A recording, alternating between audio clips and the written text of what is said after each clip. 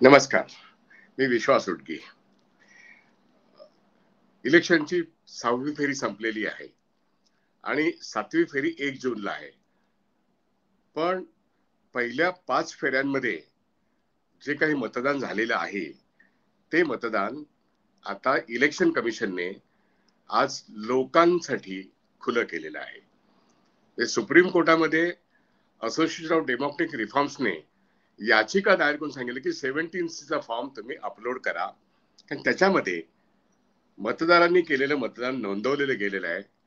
पण सुप्रीम कोर्टाने आदेश दिला, असं आम्ही आता काहीही आदेश देत नसून इलेक्शन कमिशनला त्यांचं काम त्यांना करू दे, आणि हे 24 तासाच्या आत सुप्रीम कोर्टाची ऑर्डर नसली तरी इलेक्शन कमिशनने हे आकडे लोकांना खुले केलेत.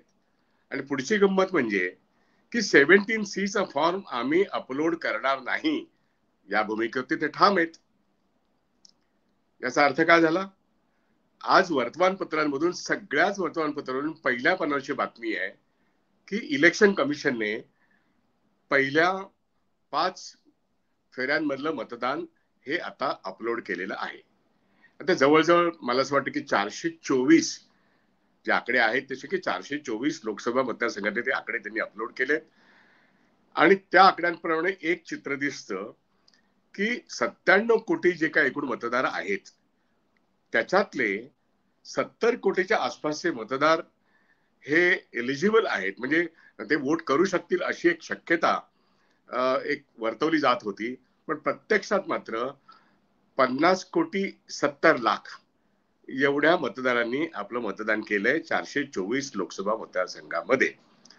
आता 6वी फेरी 7वी फेरी होईल, त्याच्यामध्ये कदाचित आणखीन 21 कोटी लोकांनी मतदान करणं अशी अपेक्षा आहे. त्यातले काही कोटी मतदान करतील, काही करणार नाहीत, हा पुढचा भाग आहे. त्याचं एकूण काउंटिंग 4 जूनला होईल. तोपर्यंत ज्या ठिकाणी 424 ठिकाणी जे मतदान झाले, तर किती मतदान झाले ह्याचे आकडे न देता फक्त किती पर्सेंटेज मतदान झाले एवढेच आकडे जेव्हा इलेक्शन कमिशन देत होतं, आणि पहिल्या 2 फेऱ्यांमध्ये जे आकडे आले ते आकडे त्यांनीच बदलले, आणि ते बदललेल्या आकड्यांमध्ये 1,09,00,000 एवढा फरक दिसला. म्हणून प्रश्न निर्माण झाला की मतदान ज्या दिवशी झालं, ज्या दिवशी संपलं, ज्या दिवशी क्लोज होतं मतदान, त्यानंतर इलेक्शन कमिशन 7, 8 किंवा 10 किंवा 11 दिवसाने हे 1,09,00,000 मतदान जे ऍड करतं ते सरासरी प्रत्येक मतदारसंघात 28,000 मताने वाढतं. याचा अर्थ काय? ही इलेक्शन कमिशनची जी काही अपारदर्शकता आहे किंवा मनमानी आहे की ताबडतोब जे आकडे द्यायचे ते आपल्या सोयीनुसार द्यायचे. इलेक्शनच्या कमिशनने ते कायद्यान्वये गठीत झालेली ही एक ऑटोनॉमस स्वायत्त संस्था जरी असली तरी इलेक्शन कमिशन मनमानी करते. त्यामुळे 1961 सालचा जो कायदा आहे, त्याचे जे नियम घडवून आणले ते कायदे ते पाळत नाहीत, असा जेव्हा आरोप व्हायला लागला तेव्हा सुप्रीम कोर्टाने त्यांना फ्री हँड देऊन सुद्धा, आणि स्वतः त्यांनी असा शब्दप्रयोग केला की आम्ही आता हँड्स ऑफ करतो, त्यांनी त्यांचं काम करावं. जुलै महिन्यामध्ये आम्ही जी काही रीट पिटिशनची प्रेयर आहे ती ऐकू, पण आता मात्र त्यांनी त्यांचं काम करावं. आणि इलेक्शन कमिशनने सर्वांनाच म्हटलं तर सुखद धक्का, म्हटलं तर धक्का, होय धक्का सुद्धा तो दिला आहे. आणि आज ते जे आकडे त्यांनी प्रसिद्ध केलेले आहेत त्याच्यातून असं दिसतं की मगाशी मी म्हटलं तसं 50 कोटी 70 लाख मतदारांनी मतदान केलं, आणि हे मतदान या देशामध्ये 424 ठिकाणचं आतापर्यंत झालेलं आहे. अजून 6व्या आणि 7व्या राऊंडचं यायचं आहे. तो हा पुढचा भाग झाला. पण मग बॅकफूट वरती जाणारी इलेक्शन कमिशन, निवडणूक आयोग, सुप्रीम कोर्टाने खुला रस्ता दिल्यानंतर सुद्धा, कोणती बंधनं त्यांच्यावरती घातलेली नसताना सुद्धा त्यांनी काय केलं? त्यांनी सगळे आकडे खुले केले, पब्लिक डोमेन मध्ये आणले. त्यांनी 17C फॉर्म हा वेबसाईटवरती नाही टाकला, आणि आजही त्यांची भूमिका आहे.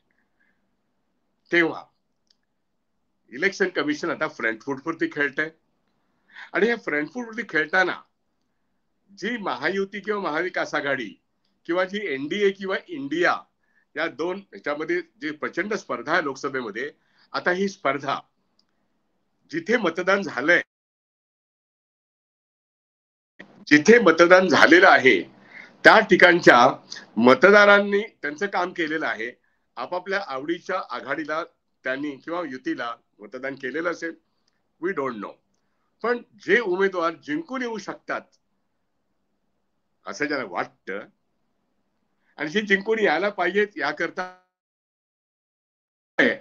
यांना धाकधूक आहे की नेमकं काय झालं असेल. मग हे 1,900,000 हे इलेक्शन कमिशनने नंतर जे ऍड केले याचा अर्थ काय होतो आणि ते कुणाच्या बाजूने झुकणार. आणि एकेका ठिकाणी जर 28,000 मतदानाने फरक पडत असेल तर कोणीही निवडून येऊ शकतो आणि कोणीही घरी बसू शकतो. याच मुद्द्यावरती आज जेव्हा वर्तमानपत्रातून प्रत्येक बूथवरती काय आकडे मतदानाचे झालेत हे 17C मध्ये नोंदलेलं आहे, पण प्रत्येक कॉन्स्टिट्युन्सीमध्ये किती मतदान झालंय हे आकडे जेव्हा देण्यात आले तेव्हा आपली जबाबदारी मतदार म्हणून संपली जरी असली तरी प्रत्येक पक्षाच्या उमेदवारांची ज्यांना निवडून येण्याची खात्री आहे त्यांना अधिक काळजी घ्यावी लागेल.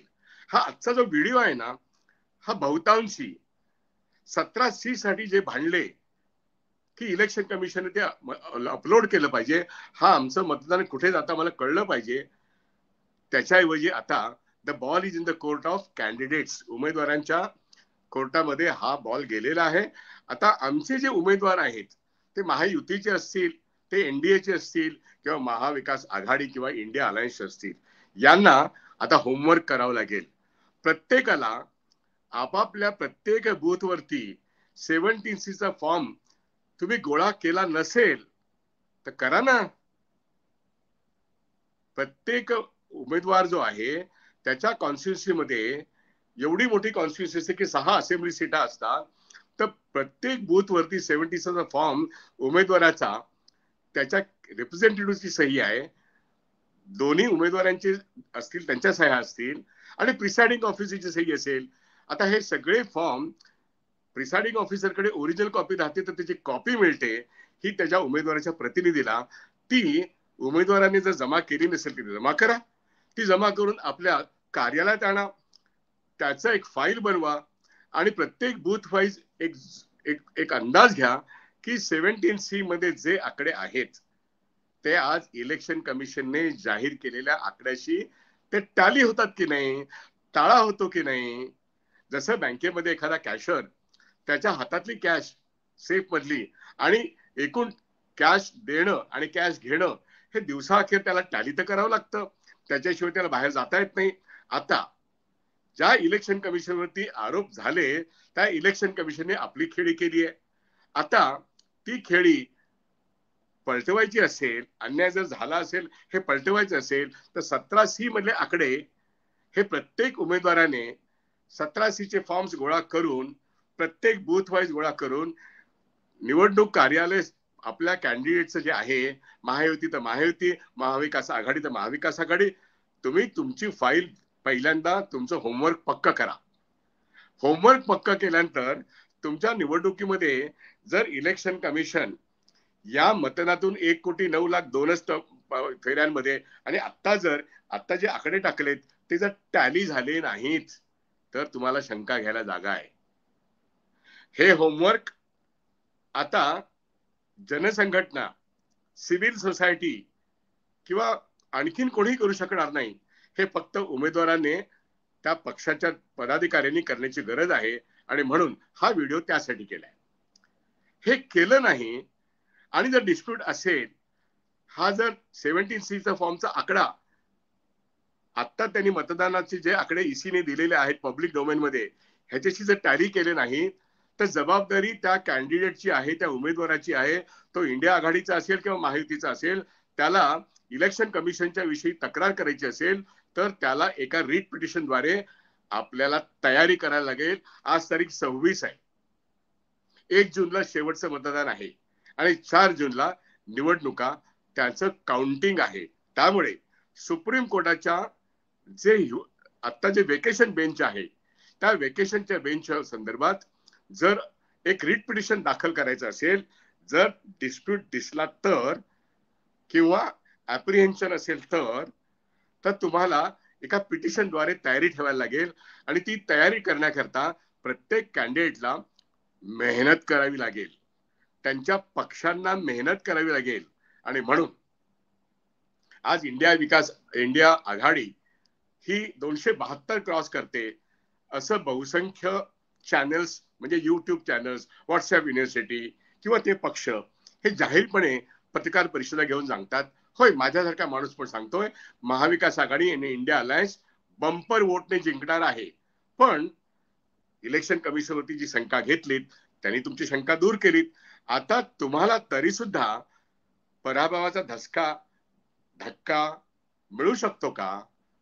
कारण उदाहरण म्हणून 1,09,00,000 प्रत्येक कॉन्स्टिट्युन्सीमध्ये 28,000 हे कोणाच्या खात्यात गेलेले आहेत? कोण कोणाला पाडू शकतो? कोण कोणाला पाडण्याची क्षमता ठेवतो? कोण कोणाच्या बाजूने उभा राहू शकतो?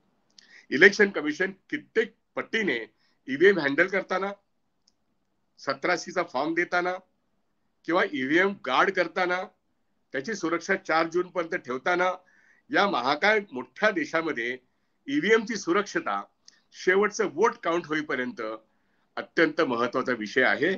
त्यामुळे उमेदवार आणि त्यांचे पक्ष यांच्या दृष्टीने ह्या सगळ्या रात्री वैऱ्याची रात्र आहे.